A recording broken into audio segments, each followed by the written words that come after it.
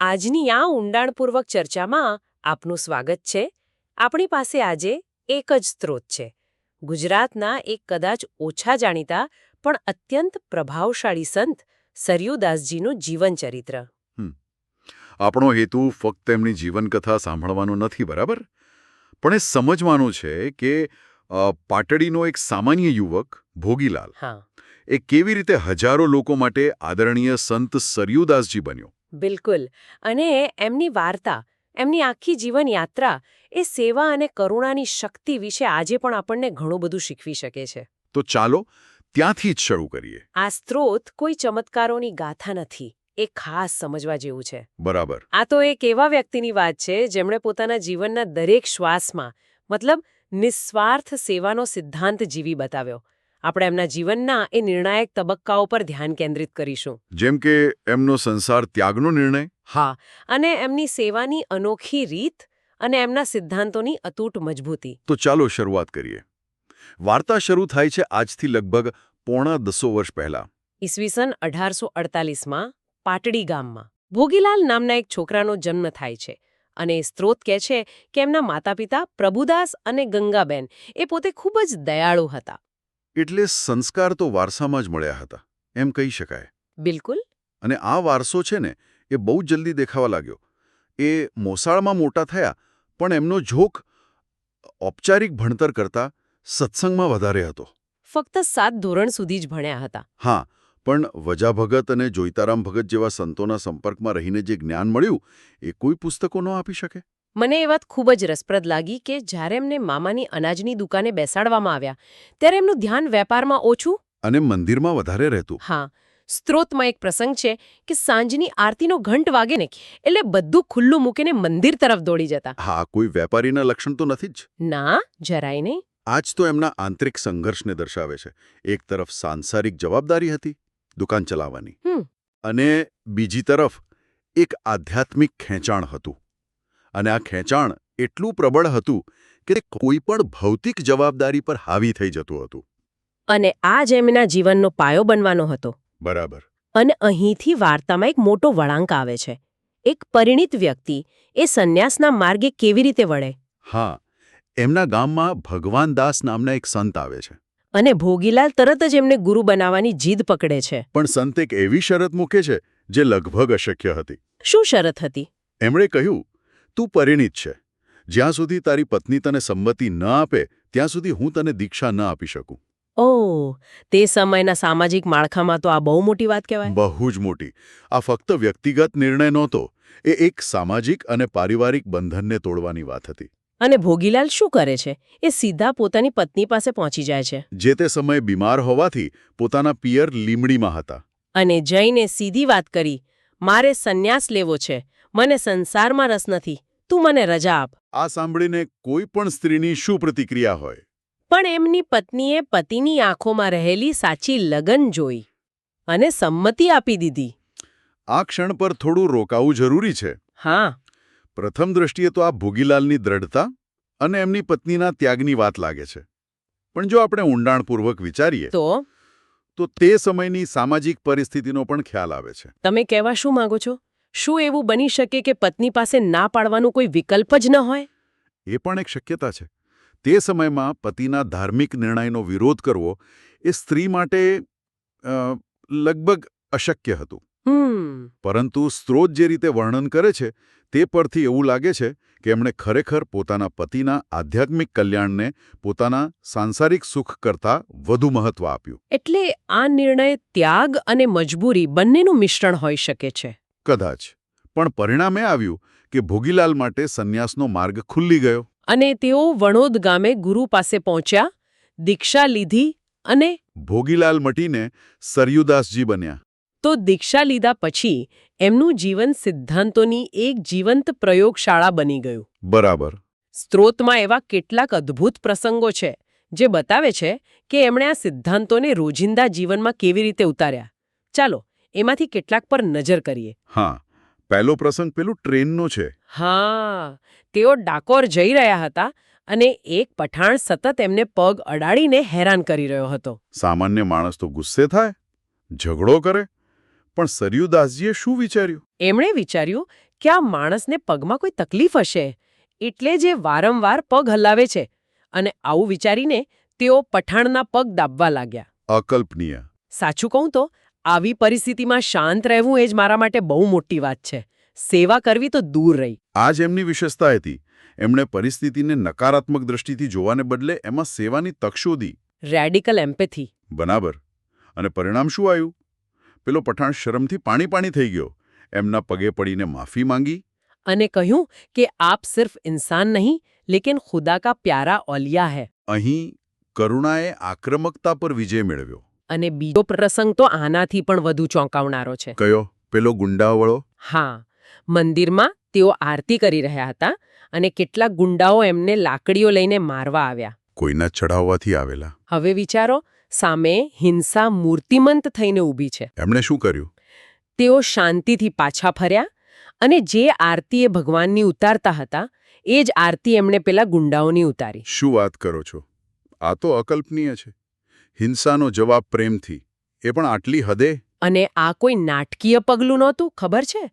એ એમના સ્વભાવનો ભાગ હતો. અહિંસા પરમો ધર્મ. એનું શ્રેષ્ઠ ઉદાહરણ. આ કોઈ નિષ્ક્રિય પ્રતિકાર નથી, પણ હિંસાના મુકાબલામાં સક્રિય પ્રેમનો પ્રયોગ છે. અને એની અસર શું થઈ? અસલ જુઓ, પેલા ગુંડાઓના હાથમાંથી લાકડીઓ પડી ગઈ. તેઓ સંતના પગે પડ્યા અને એમના ભક્ત બની ગયા. શારીરિક બળ પર આધ્યાત્મિક શક્તિનો આનાથી મોટો વિજય બીજો કયો હોઈ શકે? સાચી વાત છે. આ પ્રસંગો વ્યક્તિગત સ્તરે એમની કરુણા દર્શાવે છે. પણ એક પ્રસંગ એવો છે જે એમના સામાજિક દૃષ્ટિકોણને ઉજાગર કરે છે. પેલો ભંગીઓની હડતાળનો પ્રસંગ. હા. અને આ પ્રસંગને સમજવા માટે આપણે તે સમયના સામાજિક માળખાને ધ્યાનમાં રાખવું પડશે.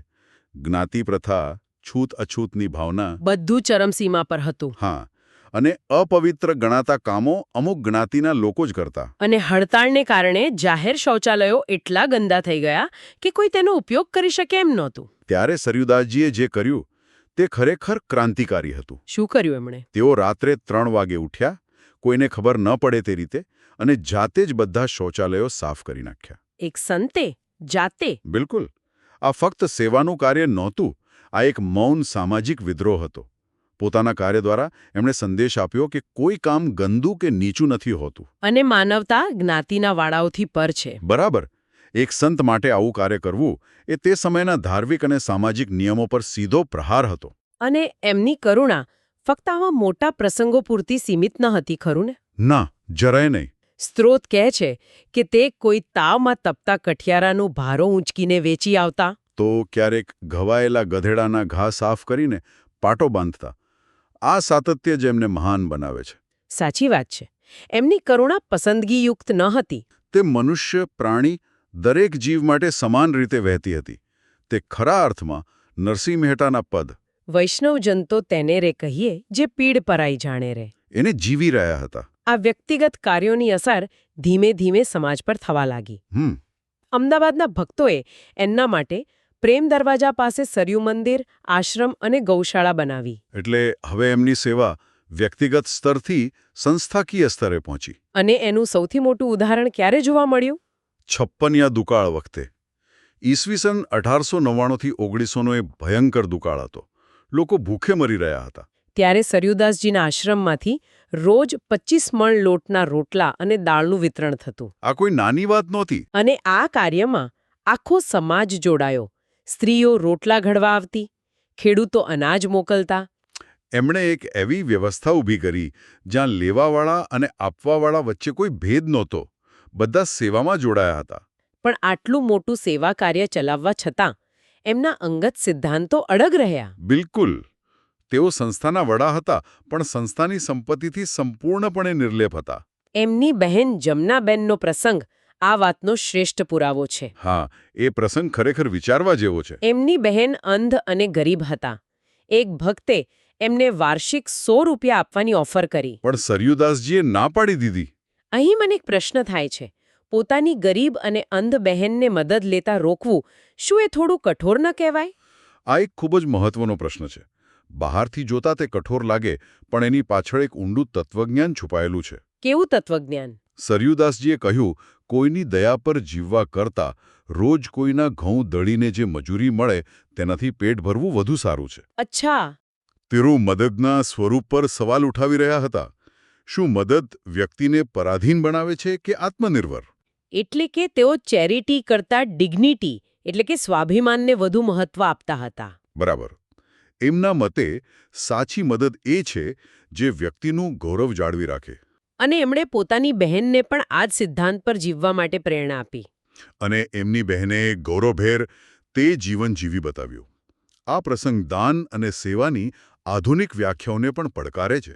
અને આ જ સિદ્ધાંતો એમના પોતાના જીવનમાં પણ દેખાય છે, ખરું ને? હા, સતત. કોઈ શિયાળામાં કામળો ઓઢાડે તો રાત્રે કોઈ ગરીબને આપી દેતા. અને ભોજન સમારંભમાં દૂધપાક બને તો પોતે જોડીમાંથી સૂકો રોટલો કાઢીને ખાઈ. અને કહે કે ઈશ્વર ભજન કરનારે તો સાદો ખોરાક જ ખાઓ. આ બતાવે છે કે એમના માટે સિદ્ધાંતો ફક્ત ઉપદેશ આપવા માટે નહોતા, પણ આચરવા માટે હતા. એમના જીવન અને એમના ઉપદેશમાં કોઈ અંતર નહોતું. આ જ કારણ હતું કે લોકો એમના તરફ આટલા આકર્ષાતા હતા. તો આ અસાધારણ જીવનનો અંત કેવી રીતે આવ્યો અને એમનો વારસો આજે કયા સ્વરૂપે જીવંત છે? 1912માં ધ્યાનની અવસ્થામાં જ એમણે શાંતિથી દેહ છોડ્યો. પણ એમની વિદાય પણ એમના પ્રભાવનો પુરાવો બની ગઈ. બિલકુલ. સાબરમતીના કિનારે એમની અંત્યેષ્ટિમાં લગભગ 20,000 લોકો જોડાયા હતા. 20,000? એ સમયમાં આટલી મોટી જનમેદની ભેગી થવી એ અકલ્પનીય હતું. એટલું જ નહીં, એમના માનમાં અમદાવાદના કાપડ મહાજને રજા પાડી હતી. આ દર્શાવે છે કે એમનો પ્રભાવ ફક્ત ગરીબો કે ભક્તો પૂરતો સીમિત ન હતો. વેપારી સમુદાય પણ એમને માન આપતો હતો. બરાબર. અને એમના વતન પાટડીમાં આજે પણ એમને યાદ કરવામાં આવે છે. હા. વર્ષ 2000માં એમની પ્રતિમાનું અનાવરણ થયું અને એક રસ્તાને એમનું નામ આપવામાં આવ્યું. સ્ત્રોતમાં એક રસપ્રદ સરખામણી છે. પાટડીના રાજવી દરબાર શ્રી સૂર્યમલસિંહજીને લોકો રાજર્ષિ કહેતા, એમની સાથે સરયુદાસજીને બ્રહ્મર્ષિ તરીકે યાદ કરવામાં આવે છે. આ રાજર્ષિ અને બ્રહ્મર્ષિનો અર્થ શું છે? આ સરખામણી કેમ આટલી મહત્વની છે? આ ખૂબ સારો પ્રશ્ન છે. રાજર્ષિ એટલે એવો રાજા જે ઋષિ જેવું જીવન જીવે, સત્તામાં હોવા છતાં નિર્મોહી અને જ્ઞાની. અને બ્રહ્મર્ષિ? બ્રહ્મર્ષિ એટલે એ ઋષિ જેણે પરમ જ્ઞાન એટલે કે બ્રહ્મજ્ઞાન પ્રાપ્ત કર્યો હોય. તે આધ્યાત્મિકતાનું સર્વોચ્ચ શિખર છે. એટલે એક રાજકીય શક્તિના ત્યાગી અને બીજા આધ્યાત્મિક જ્ઞાનના શિખર પુરુષ. બંનેને એક સમાન દરજ્જો આપવો એ દર્શાવે છે કે લોકોની નજરમાં સરયુદાસજીનું આધ્યાત્મિક કદ કેટલું વિરાટ હતું. તો આજે આપણે એક એવા વ્યક્તિત્વની સફર જોઈ જે દુકાનના ગલ્લાથી શરૂ થઈને હજારો લોકોના હૃદય સુધી પહોંચી. જેમનું જીવન સેવા અને કરુણાનો જીવંત પાઠ હતું. અને સ્ત્રોતમાંથી મળતી આ વાર્તાઓ એટલા માટે પ્રભાવશાળી છે કારણ કે તેમાં કોઈ જાદુઈ ચમત્કારો નથી. સાચી વાત. એમાં ફક્ત દયા, નમ્રતા અને સેવાની શક્તિ છે. એમણે બતાવ્યું કે સમાજ સેવા અને પ્રભુ સેવા અલગ નથી, પણ એક જ સિક્કાની બે બાજુ છે. બરાબર. એમનું જીવન એ વાતનો પુરાવો છે કે સાચા અર્થમાં ધર્મ એટલે શું. આ ચર્ચાના અંતે હું શ્રોતાઓ માટે એક વિચાર મૂકવા માંગુ છું. હા, જરૂર. સ્ત્રોતમાં એક લોકવાયકાનો ઉલ્લેખ છે. એવું કહેવાય છે કે જ્યારે સરયુદાસજી કોઈ કારણસર કથા કરવા સમયસર ન પહોંચી શકતા, ત્યારે ભગવાન પોતે તેમનું રૂપ લઈને આવી જતા અને કથા પૂરી કરતા. હવે આ વાતને આપણે શાબ્દિક રીતે ન લઈએ, પણ જરા વિચારો, આ માન્યતા એમના અનુયાયીઓ વિશે શું કહે છે? બરાબર. કે કોઈ વ્યક્તિના કાર્યોને લોકો એટલી હદે દૈવી માની લે કે એમને લાગે કે તે વ્યક્તિ અને ઈશ્વર એકબીજાનું સ્થાન લઈ શકે છે. કોઈ માણસનું કામ ઈશ્વરના કામથી અલગ જ ન લાગે. એ સ્તરે પહોંચવા માટે વ્યક્તિએ કેવું જીવન જીવવું પડતું હશે?